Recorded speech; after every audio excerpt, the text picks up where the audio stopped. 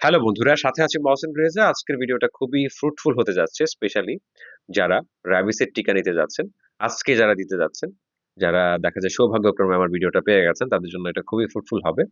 কারণ সরকারি হাসপাতালগুলোতে টিকা দিতে গেলে আসলে আপনি কোন বিষয়গুলো খেয়াল রাখবেন, কোনগুলো একদম মানে 100% আপনি বুঝে আনবেন।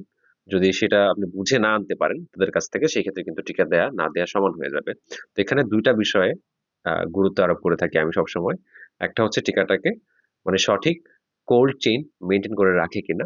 তো সরকারি হাসপাতালগুলোতে বেশিরভাগ ক্ষেত্রেই মানে কোল্ড চেইন মেইনটেইন করে রাখা হয়। মানে এটাকে ২ থেকে ৮ ডিগ্রি সেন্টিগ্রেড তাপমাত্রায় কিন্তু এটাকে রাখা হয়। এটা নিয়ে কোনো সমস্যা নেই। বাট সমস্যা যেটা হয় বা বেশিরভাগ পেশেন্ট যাদের সাথে আমি কথা বলেছি, আমি মোটামুটি ১১০০ প্লাস মানুষের সাথে কথা বলেছি। আ বা টিকা সংক্রান্ত বিষয়ে। দেন এরকম এক্সপোজার মানে দেখা যায় ডিটেক্ট করার জন্য আসলে কথা বলেছি অনেকের সাথেই। আম আ তার মধ্যে কিছু সংখ্যক কনভারসেশন আমার YouTube চ্যানেলে হচ্ছে আপলোড করা আছে। যেগুলো আপনারা শুনে হচ্ছে আমার সাথে যোগাযোগ করে থাকেন। তো এখানে মূল টপিকে ফিরে আসি। তো কোল্ড চেইন মেইনটেইন এর ব্যাপারটা কিন্তু ওরা ঠাকভাবেই করবে। সেটা সমস্যা না। কিন্তু অনেকে টিকা নেয়ার পরে এসে আমাকে বলেন, আমি যখন জিজ্ঞাসা করি যে, "টিকাটা যে আপনি নিছেন, এই যে এরকম একটা ইনসুলিন সিরিঞ্জ কিন্তু আপনাদেরকে দিয়ে টিকাটা দেবে।" আমি দেখিয়ে দিই। তো এই যে টিকা বা টিকাটা হচ্ছে কতটুকু নেবে? আপনি যদি ১ম বার আ মানে দেখা যায় এক্সপোজড হয়ে থাকেন, সেক্ষেত্রে এই যে ২০ ইউনিট নেবে। মানে 0.1, 0.2 0.1 ১০ ইউনিট ধরা হয়। 0.2 হলে আপনার হচ্ছে ২০ ইউনিট ধরা হবে। তো এরকম ২০ ইউনিট বা হচ্ছে 0.2 নেয়ার পরে আপনার একটা আর্মে হচ্ছে 0.1 বা ১০ ইউনিট দিবে, আরেকটা আর্মে হচ্ছে 0.1 বা ১০ ইউনিট দিবে। এভাবেই কিন্তু দিতে হবে। কিন্তু এখন দিবে কিভাবে? আইডিটা দিবে কিভাবে? আইডি মানে হচ্ছে ইন্টারডার্মাল, মানে চামড়ার মধ্যে এটা দিতে হবে। মানে স্পেশাল প্রশিক্ষণ থাকা লাগবে তার। যদি তার এই বিষয়ে প্রশিক্ষণ না থাকে, জেনারেলি ফার্মেসি ওয়ালারা কিন্তু এটা দিতে পারবে না। তারা হচ্ছে মাংসে দিতে পারবে কিন্তু আইডিটা দিতে পারবে না। এটা কিন্তু মাথায় রাখবেন। এখানে আই বাটনে দেখেন কর্নারে আমি লাগিয়ে দিচ্ছি। এখানে আমি একটা পেশেন্টকে হচ্ছে এরকম আইডি দিছি। তো দেখেন, আ আপনারা একটু দেখে নেবেন। তাহলে বুঝবেন যে আইডিটা দিলে উপরের যে চামড়াটা, সেটা কিন্তু খুব ভালোভাবে ফুলে। পেশেন্ট একটু ব্যথা পায়। অরেঞ্জ পিল আসে।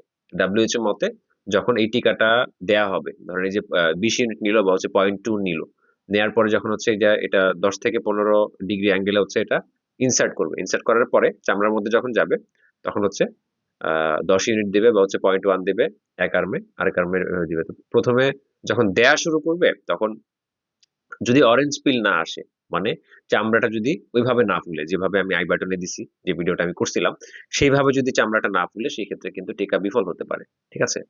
কারণ এটা যদি টু ডিপলি দেয়া হয়, ডিপলি দিলে এটা দেয়া হবে মানে ইনসুলিন ইনজেকশনের মতো। ইনসুলিন ইনজেকশন জেনারেলি হচ্ছে আ মানে সাবকিউটেনাস দেয়া হয়। এসসি বলে সংক্ষেপে এটাকে। মানে সাবকিউটেনাস, চামড়ার নিচে। এটা কিন্তু চামড়ার নিচে দিলে হবে না।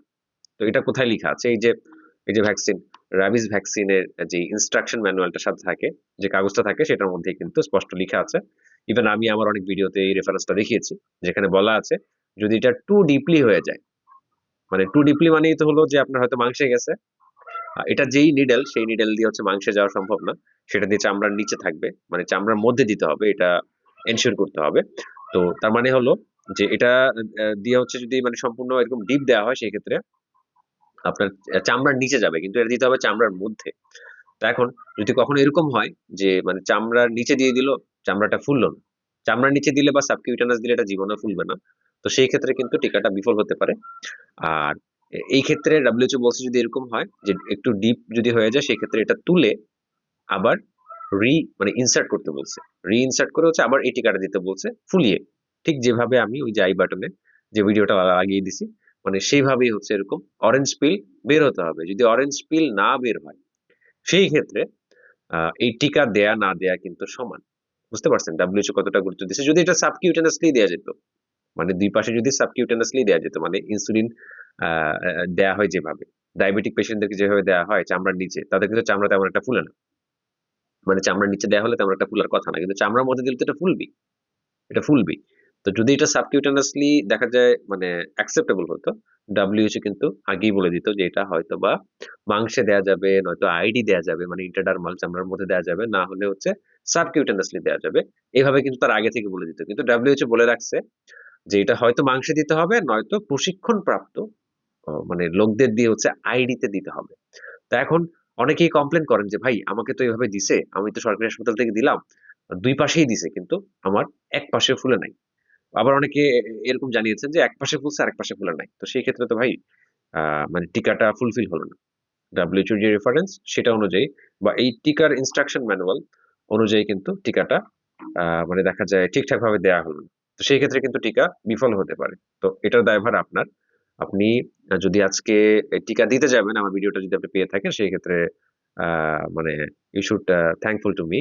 মানে আপনাকে দেখা যায় আমাকে থ্যাংকস দেওয়া উচিত আপনাদের বা আমার প্রতি থ্যাঙ্কফুল থাকা উচিত। যেহেতু এত বড় একটা গুরুত্বপূর্ণ বিষয় আপনাদেরকে আমি জানিয়ে দিলাম। আর প্রায়ই আমি রাবিস নিয়ে আসলে কথা বলে থাকি।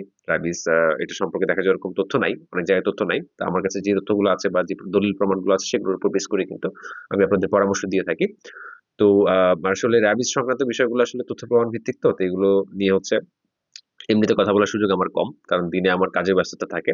তো যারা কথা বলতে চান তারা ফি দিয়ে কথা বলতে হবে। তো কিভাবে ফি দিয়ে কথা বলবেন? আমার WhatsApp নাম্বারে হচ্ছে আপনি নক করলে আমার যে সহকারী আছে সে হচ্ছে আপনাকে বলে দেবে। তো এই প্রসিডিউর হচ্ছে বা এই প্রসিডিউর মেইনটেইন করে আমার সাথে কথা বলতে পারবেন। আমি চেষ্টা করব আপনাদেরকে সঠিক রেফারেন্স অনুযায়ী এখানে আমার কোনো কথা না। এখানে আমি কোনো মানে বিশেষজ্ঞ চিকিৎসক নই বা আমি কোনো MBBS চিকিৎসক নই। আমি বারবারই বলি আমি জাস্ট হচ্ছে একজন প্যারামেডিক। আর ইউনানি ফিজিশিয়ান বা ইউনানি আ ভেষজ চিকিৎসক আরকি। তো সেই ক্ষেত্রে আমাদের এই টিকা সংক্রান্ত বিষয়গুলো আছে। আর যেহেতু আমি এগুলো নিয়ে কাজ করেছি, বাস্তব অভিজ্ঞতা আছে। দ্যাটস ওয়াই আপনি পরামর্শ নিতে পারবেন। আ মানে দলিল প্রমাণ ভিত্তিক যেগুলোর প্রমাণ আমার কাছে আছে সেই অনুযায়ী হচ্ছে আমি আপনাকে পরামর্শ দিতে পারবো।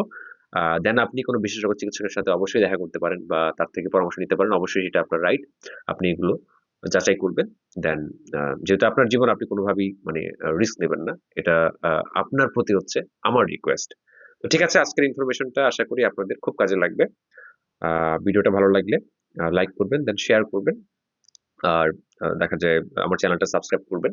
এরকম আরো গুরুত্বপূর্ণ তথ্য পাওয়ার জন্য। তো সকলে ভালো থাকুন। আজকে এখানে শেষ করছি। ধন্যবাদ।